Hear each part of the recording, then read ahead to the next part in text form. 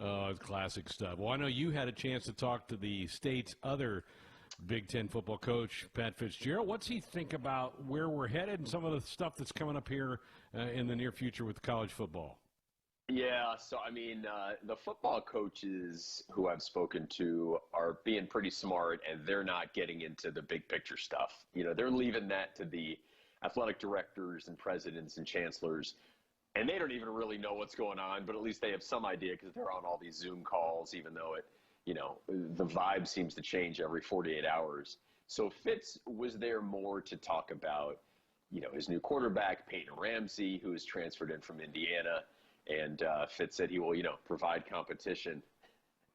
If Peyton Ramsey can't beat out Northwestern's quarterbacks from last year, we got a problem. On one leg, I think he could be the starting quarterback. So that is certainly good news for Northwestern, which had the worst quarterback play in America last year. So Fitz is certainly excited. What's tricky about Northwestern and Illinois and NIU and all these schools in state is Illinois has some of the toughest restrictions. So we are just getting into phase 3, which actually starts tomorrow. So it's a little unclear what that will mean in terms of the size of the gatherings. I think what's going to happen with Illinois and Northwestern, I think Illinois is going to start to get together next week for voluntary stuff. And then Northwestern is going to be 2 or 3 weeks into June. And it sounds like groups of 9 will be the biggest in terms of working out and meeting. We had Nebraska's president on last night, and he's been pretty aggressive with some of his moves, Yes. announcing several weeks ago that he is planning on having school open in the fall, and people here, that seems to be kind of making its way around the league, some of his comments. Well, you're right. I talked to Jim Phillips, the athletic director at Northwestern, and he referred to Bill Moose, his colleague, the athletic director, of course, and he said Bill is very bold on believing Nebraska has some of the fewest cases, per capita in the state. Lincoln is, the safest spot in Nebraska. The campus is the safest spot in Lincoln. So Nebraska, I believe, is being the most aggressive in terms of having players come back. And that's going to be incredibly useful for all of the Big Ten because they are going to analyze how Nebraska does it, how it does its testing, what the school is going to do in reaction to a player testing positive for the coronavirus, and, learn from this school. And hopefully Nebraska will make no mistakes, but that's probably impossible. So just as the country is learning from Italy and South Korea and, all the different countries that were more affected by COVID before the United States, the Big Ten is looking forward to getting a lot of data from Nebraska. And I think it's great. Other programs, look, where Rutgers is, New Jersey is obviously much more of a hotbed. I'd be concerned about that program. But the fact that Nebraska's going ahead, being aggressive, is going to be very helpful to the league. Teddy, Gary Barta had a press gathering today. Ohio State put out a ticket plan today. Iowa State's talked about we're just going to have 30,000 at our football stadium. Yeah. Everybody's trying to find the right formula, but I don't know that anybody totally knows yet, right? And we still have, but the good news is we still have 3 weeks or 3 months before we have to start this thing or try to start this thing. Yeah, that's the thing. I've heard on radio people are so skeptical about a 50% crowd. I understand what they're saying, but keep in mind, the world changed basically on March 11th. And so it feels like it's been 2 years, but it's only been 2.5 months. And we're months away from a potential start of the season. And then, the folks who are talking about getting larger crowds, clearly they're not talking about September. They're talking about that as a goal for November and December.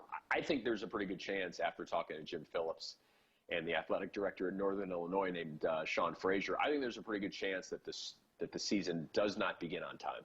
Those guys indicated that, a truncated schedule is possible. A schedule that starts maybe late September or October is certainly possible. They're already talking about the possibility of delaying the Big Ten championship game from its usual spot on that first Saturday of December. So I think all that's possible. The tricky thing then is you've got schools like Notre Dame, which are saying we're going to open earlier and send the kids home for Thanksgiving break and leave them home through Christmas so they don't have the case of, kids going home and bringing it back to campus. So you've got a lot of clashing ideas there. But those guys, they were definitely leaning in my talks with them this week about, there is going to be a season, but not going to start on time.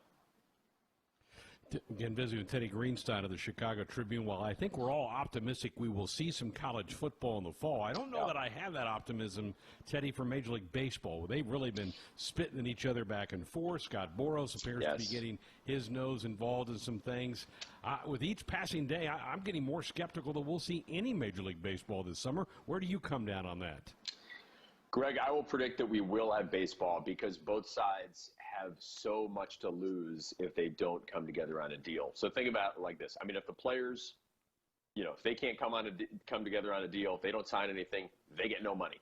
They get no service time. They're out for an entire year. Like, what does that do to their bodies? And think about if you're, a 27-year-old Major League player right now. I mean, how anxious are you to get out of the house to start doing something? So that's a group that's highly motivated to sign on. Then think about the owners. Yes, they stand to lose some money, which I think they should be okay with. The average franchise is worth about $1.6 billion and increases in value about 5% every year. So if some of these owners have to lose $50 million or even a little more than that, I'm certainly okay with it.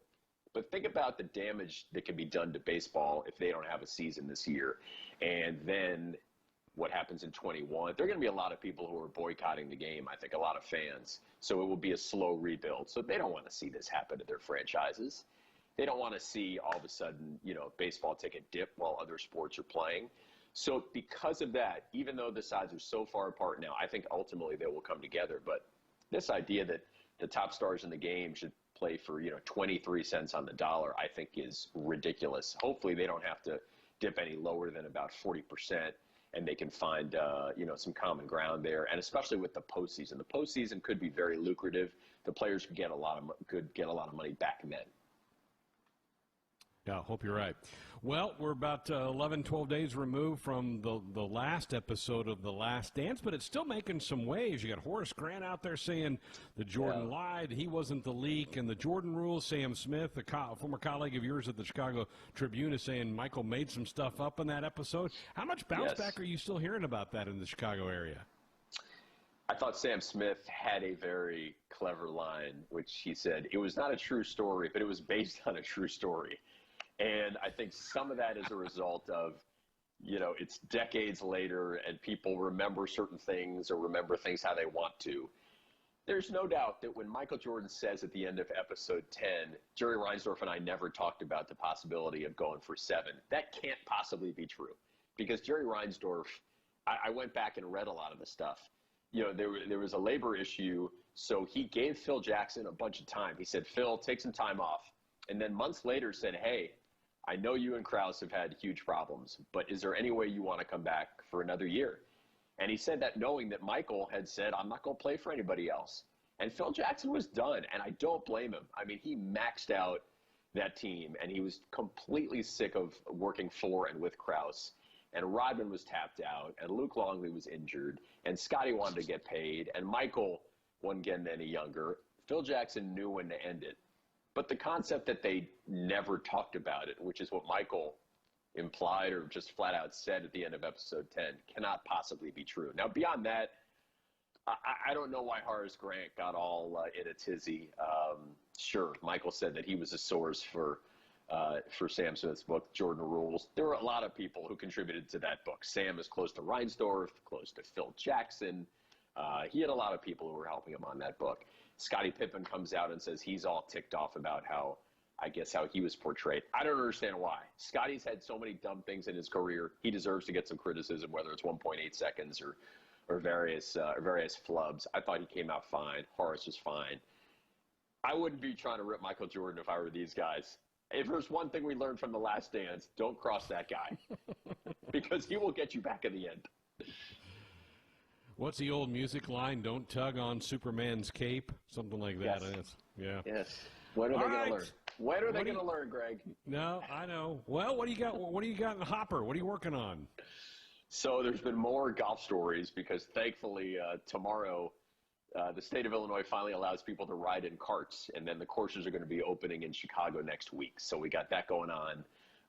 Kind of some other fun features, and I'm doing like a big picture college football story that attempts to answer all the questions as we head into June 1 and these voluntary workouts. But the truth of it is, there are a million more questions than answers.